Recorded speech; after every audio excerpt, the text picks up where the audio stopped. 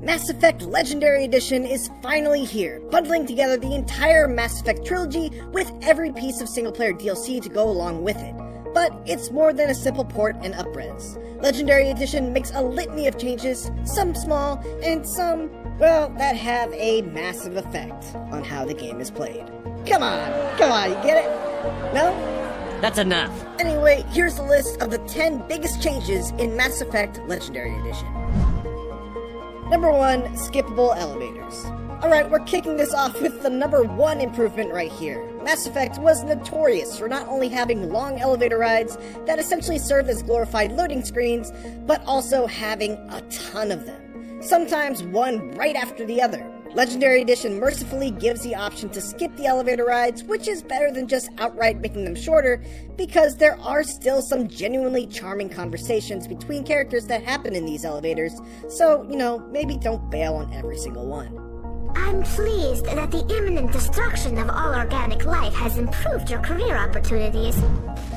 Number 2, better controls. One thing you'll notice in this list is that most of these things are going to be targeted at Mass Effect 1, since that's the game that needed the most work.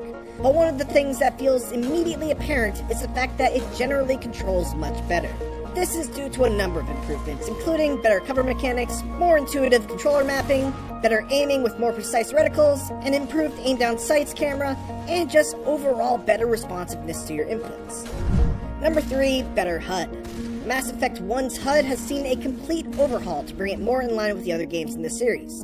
Gone are the pips of shield energy that didn't accurately convey how many more shots you could take before you lost your shield, replaced by a shield bar right above your health.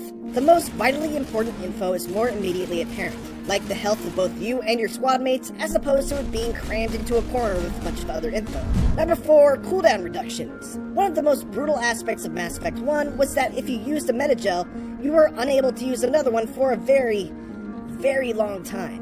That cooldown has been adjusted to be much faster, along with other cooldown reductions across the board. Number 5, unlocked weapon proficiency. In the original Mass Effect, your access to weapons was largely dependent on what class you chose at the beginning of the game. If a Vanguard decided all of a sudden that they wanted to use a sniper rifle, for instance, they'd have to make do with a sniper rifle that couldn't zoom and had no targeting reticle. That's no longer the case in Legendary Edition. Any class can use any weapon right from the start of the game, which is great.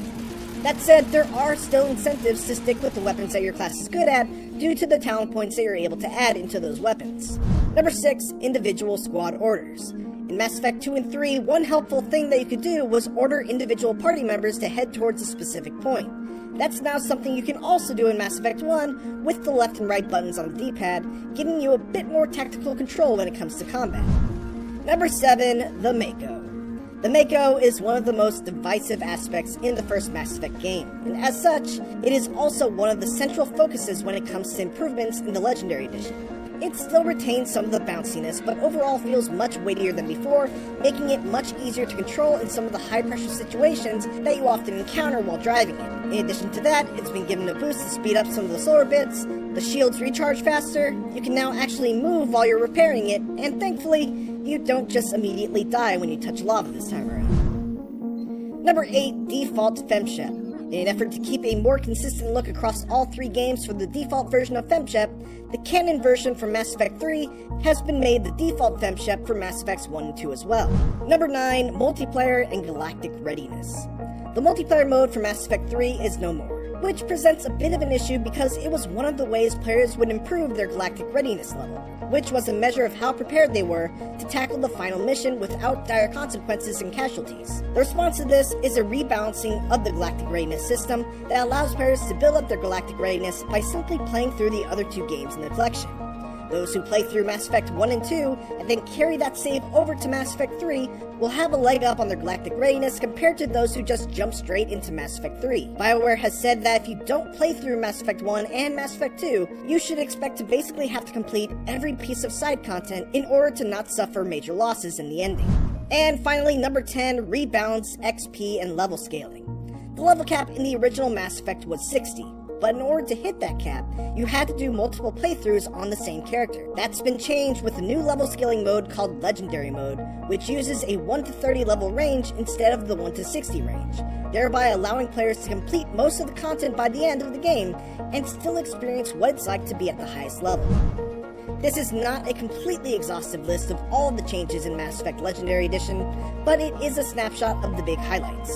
In any case, now's the best time to revisit this classic RPG trilogy, or for newcomers, the perfect invitation to board the Normandy for the first time. For even more Mass Effect, check out our comparison of how the original Mass Effect stacks up against the Legendary Edition from a performance perspective.